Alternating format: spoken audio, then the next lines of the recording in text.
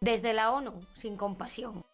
Os damos la bienvenida a la cuarta parte de la serie de vídeos desde la ONU sin compasión, en la cual hablaremos de la pobreza, del hambre y de la deuda. Nos preguntábamos si llega con un planeta Tierra para pagar la deuda creada por la banca internacional. La deuda mundial escaló en 2020 al récord de 233 billones de dólares, que suponen el 365% del Producto Interior Bruto, lo que se produce en el planeta Tierra durante un año. Es decir, que si el 100% del Producto Interior Bruto es un planeta, 365% serían 3 planetas y algo más de medio. ¿Quiénes han creado esta deuda? Dinero es deuda. Luego, quienes imprimen el dinero crean la deuda. Para hacer la contabilidad de una casa se coge los ingresos que entran y se le restan los gastos que se tienen: agua, electricidad, vestido, comida. Para una empresa es algo parecido, se cogen los ingresos por las ventas que se tienen y se descuentan los gastos. Y para un país no deja de ser algo parecido. Se cuenta todo lo que se produce dentro de ese país y se le descuentan los gastos, o de cierta manera sería lo que se exporta menos lo que se importa, es parte de esa contabilidad del país. Y la deuda externa está dentro de la contabilidad de los países. Cuando los bancos centrales eran públicos, imprimían el dinero y el gobierno ese dinero lo ponía en funcionamiento. Se devaluaba la moneda, no había que pagar intereses. Ahora, con los bancos centrales que están formados por bancos privados, lo que ocurre es lo siguiente. El banco privado X, que forma parte de un banco central, ya sea la Reserva Federal o ya sea el Banco Central Europeo, formado por esos fondos privados, aportaciones privadas, bancos privados, presta dinero a un país llamado Z. ¿Cómo paga el país llamado Z ese préstamo? Pues a través de los fondos públicos recaudados, tasas e impuestos. Esto es la deuda externa. Cuando tú pides préstamos a bancos centrales actualmente, estás pidiendo préstamos a la banca privada o a entes privados. El dinero se está trasladando de la macroeconomía, de la contabilidad de los países, hacia la contabilidad de las empresas, hacia la contabilidad de los bancos, es decir, a empresas privadas. Estos caballeros que están frente a la señorita Christine Lagarde, que es la que está de espaldas, pues son los gobernadores de los bancos centrales que, recordemos, están compuestos de bancos privados. No son bancos públicos, son bancos privados. Los gobernadores de los bancos centrales pueden ser figuras públicas. Sin embargo, los bancos centrales están formados por bancos privados. El dinero sale de la macroeconomía, de la economía de los países, de la economía de los ciudadanos y va directamente a bancos privados, no a bancos públicos. No es aceptable que las generaciones futuras reciban un montón de deuda y que esa deuda se haya utilizado para destruir el planeta. Esta es la frase del señor Antonio Guterres, secretario general de la ONU, en fecha 2022. Y en efecto, señor Guterres, estamos de acuerdo con usted, no es aceptable que las generaciones futuras reciban ese montón de deuda, y es verdad que ese montón de deuda se está utilizando para destruir el planeta. Lo que ocurre es que usted lo aplica diciendo que los culpables de que haya ese montón de deudas somos los ciudadanos del mundo. Lo que quizás se le está olvidando a usted es echarle la bronca a quienes han creado esta deuda, que es la banca internacional, una deuda inmoral e impagable con permiso de organismos especializados internacionales bajo el amparo de las Naciones Unidas, que es a quien usted representa. Impagable decimos porque ya vemos, necesitaríamos 3 planetas y algo más de medio para saldarla, y solo tenemos uno. Nos preguntamos por qué nunca hemos escuchado a las grandes organizaciones ecologistas criticar esa enorme deuda creada por la banca internacional, la cual por sí sola estaría obligando a la sobreexplotación del planeta para intentar ser pagada. Verá, señor Guterres, ni con fe ni con milagros se pagaría la deuda que se ha generado en el planeta Tierra, porque el juego está amañado y quienes deberían estar controlando que no lo estuviera, por desgracia, hemos visto en vídeos anteriores cómo colaboran estrechamente con aquellos que amañan este juego. Naciones Unidas permitió en los años 90 que el hambre cotizara en bolsa. ¿Cuáles fueron los resultados de esta decisión? Toma pa' que tengas. Toma pa' que tengas. Toma pa' que tengas. Toma pa' que tengas. Toma pa' que tengas. Toma pa' que tengas. Toma pa' que tengas. En los años 90, los banqueros de Goldman Sachs en Wall Street incluyeron las materias primas como productos financieros para jugar en bolsa con los precios de las cosechas futuras. Entre estos bienes básicos estaban el trigo, el cacao, el arroz o el café. La escasez, producto del acopio de las materias primas, provocó en el año 2006 que el precio del trigo creciera un 80%, el del maíz un 90%, el del arroz 320%, lo que produjo miles de millones en beneficios a los especuladores bursátiles y 75 millones de personas cayeran en la pobreza extrema y el hambre, de los cuales murieron 25 millones. Seguiremos contando con extractos del libro Crisis Económica Apocalipsis del año 2015, cuyo autor es Gabriel Guldenmark Ortiz, quien dice: el hambre existe porque es un negocio, como el resto de las guerras. 500.000 millones de dólares se roban cada año a los países más pobres en tratados comerciales. África, el continente africano, tiene capacidad para producir alimentos para 10.000 millones de personas. Igual así vamos entendiendo qué suponen las migraciones, porque hay gente que abandona su hogar en África, gente joven, y se viene a Europa. Queda claro que hay alguien al que le interesa que se despueble África. El hambre es un genocidio rentable. Nunca como ahora ha resultado tan obvia la cruda realidad sobre quién gana y quién pierde en nuestro sistema alimentario mundial. Nos vamos dando cuenta que nos están avisando con una crisis alimentaria y durante estos 50 años se ha despojado de las tierras a los pueblos o se ha pagado para no plantar en las tierras de los pueblos, como ocurría en las tierras de España. Ahora son las grandes empresas de los agronegocios los que tienen controlada la productividad de alimentos. Y todo esto que hemos visto no es incoherencia, no es cobardía, no son errores, no son fallos. Aquí lo que hay es una maldad planificada, hay un interés que se ha ido gestionando a través de organismos, a través de la ONU, a través de la banca privada, a través de las grandes corporaciones y de los países. Todos han sido actores en este juego donde las normas del juego han sido amañadas de tal manera que en lugar de recortar las diferencias entre pobres y ricos, ahora mismo, como vimos en el vídeo anterior, son mucho más grandes que nunca. Vamos a ver algunos ejemplos de cómo funcionan las grandes corporaciones, la ética con la que funcionan las grandes corporaciones. Como decía aquella famosa frase, por sus hechos las conoceréis. La Red Mundial de Grupos Pro Alimentación Infantil lucha desde hace más de 30 años contra la marca Nestlé. A través de campañas publicitarias induce a las madres a que alimenten a sus bebés con productos artificiales, los regala a las maternidades, a mujeres embarazadas y a madres. Estas dejan de dar el pecho a sus hijos y cuando logran que muchas mujeres se acostumbren a este tipo de lactancia artificial, pues entonces van y les venden muy cara esa misma leche en polvo. Una leche en polvo que vende Nestlé en África sabiendo que al mezclarse con agua contaminada puede provocar la muerte de miles de niños por diarreas crónicas. De hecho, según datos de la OMS, el empleo de aguas no depuradas mata a 2-3 millones de personas cada año y la mayoría, por desgracia, son menores de 5 años. Toma pa' que tengas. La gente de Isla de Negros en Filipinas se ganaba bien la vida vendiendo a Occidente un tipo de tela elaborada por ellos, pero un empresario inglés les robó el secreto de la fabricación para hacerlas en Inglaterra y los llevó a la quiebra. Llegó Coca-Cola y puso a la isla a cultivar caña de azúcar que luego les compraba.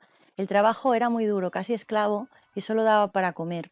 Un día Coca-Cola decidió fabricar azúcar mediante almidón de cereal y dejó de comprarles la caña de azúcar.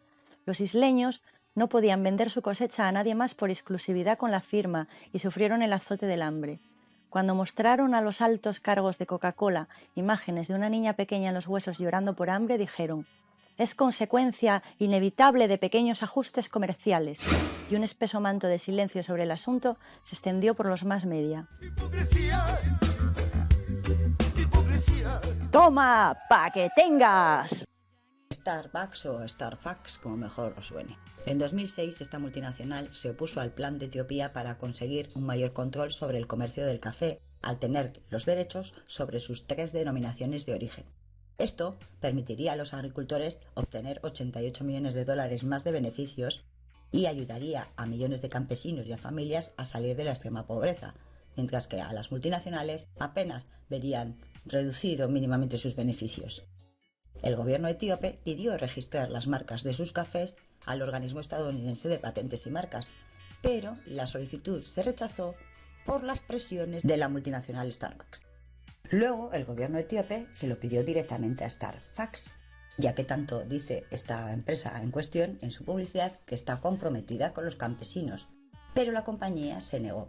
Debido a la presión social y a la ONG Intermon Oxfam, la multinacional llegó a un acuerdo para ayudar a los productores etíopes, cuando en realidad lo único que ha hecho ha sido renunciar a un juicio que le hubiera costado una imagen pésima, y ha tenido que reconocer que Etiopía es dueña del café que planta, cultiva y vende, que Starbucks ahora vende su derrota como un acto humanitario. El problema es el racismo económico, el problema es el apartheid económico, el problema es que las corporaciones y las privatizaciones están llevando a los pueblos a una esclavitud en la cual, en lugar de estar sometida a una raza sobre otra, están sometidos los pobres con los ricos. ¿Cuánto cuesta eliminar la pobreza del mundo? Naciones Unidas, a través del PNUD y de UNICEF, pues mira, trabajo para sacar estos datos, y ya que trabajo en Naciones Unidas, vamos a tomar los datos para hacernos una idea de lo que sería eliminar la pobreza del mundo. Toma pa' que tengas. Toma pa' que tengas. Toma pa' que tengas. Toma pa' que tengas. Toma pa' que tengas. Toma pa' que tengas. Toma pa' que tengas. Según la FAO, el Organismo para la Seguridad Alimentaria de la ONU, son necesarios 44.000 millones de dólares anuales para acabar completamente con el hambre en el mundo. Y el gasto anual en artículos de lujo en general supera por 25 los 44.000 millones de dólares. Bankia únicamente fue rescatada por un valor aproximadamente del mismo importe. Toma pa' que tengas.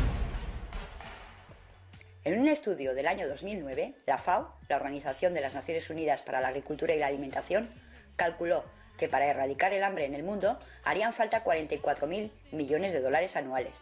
Prácticamente esta cifra es una décima parte de lo que los supermillonarios gastan anualmente en coches de lujo. Toma pa' que tengas. Según la FAO, el Organismo para la Seguridad Alimentaria de la ONU, son necesarios 44.000 millones de dólares anuales para acabar completamente con el hambre en el mundo. Con la décima parte de lo que los millonarios gastan anualmente en artículos de lujo, llegaríamos a esa cantidad.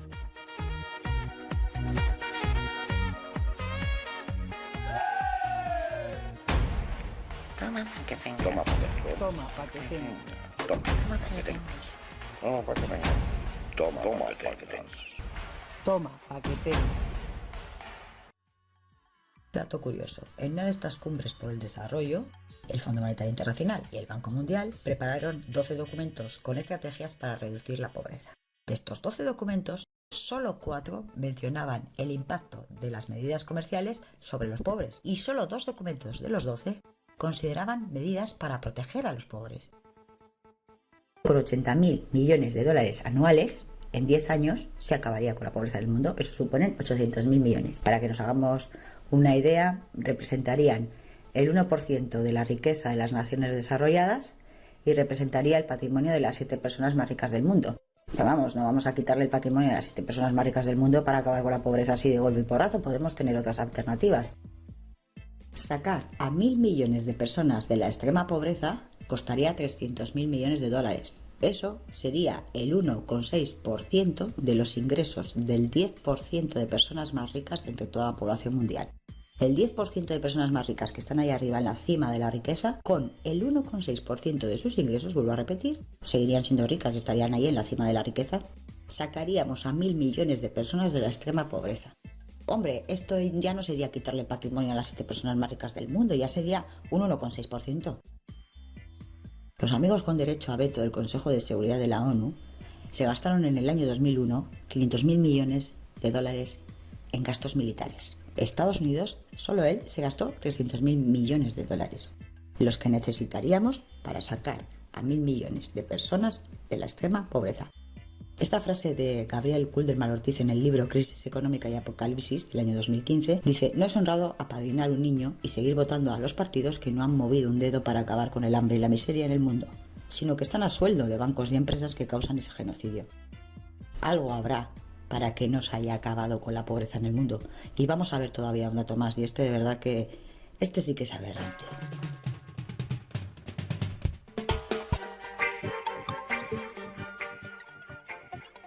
En el mismo momento en que la FAO, la Organización de Naciones Unidas para la Agricultura y la Alimentación, informaba en octubre del año pasado de que el hambre está afectando a 1.000 millones de personas y estimaba en 30.000 millones de dólares anuales la ayuda necesaria para salvar todas esas vidas.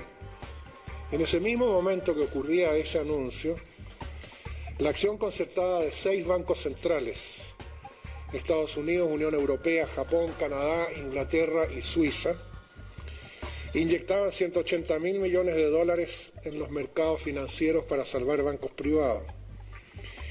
Y si ello fuera insuficiente, el Senado de Estados Unidos aprueba que se agreguen 700.000 millones más. 2 semanas más tarde se aprueban 850.000 millones más. Y así continúa y continúa hasta llegar a septiembre de este año, en que la estimación conservadora del paquete de rescate alcanza a 17 trillones de dólares, es decir, a 17 millones de millones.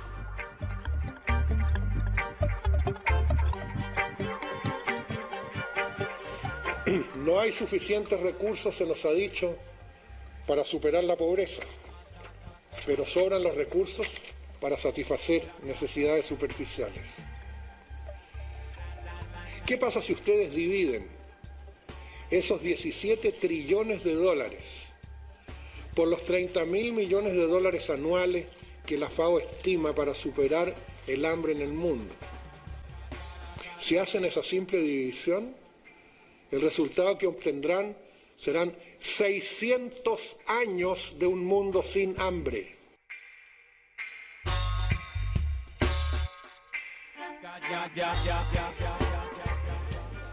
¿Dónde estaba esa plata? ¿Quién la tenía? Si siempre nos dijeron que no alcanzaba para resolver la pobreza. Y de repente, casi de la noche a la mañana, hay más de medio milenio de un mundo sin hambre y sin pobreza. Creo que difícilmente puede concebirse una realidad más obscena que esa.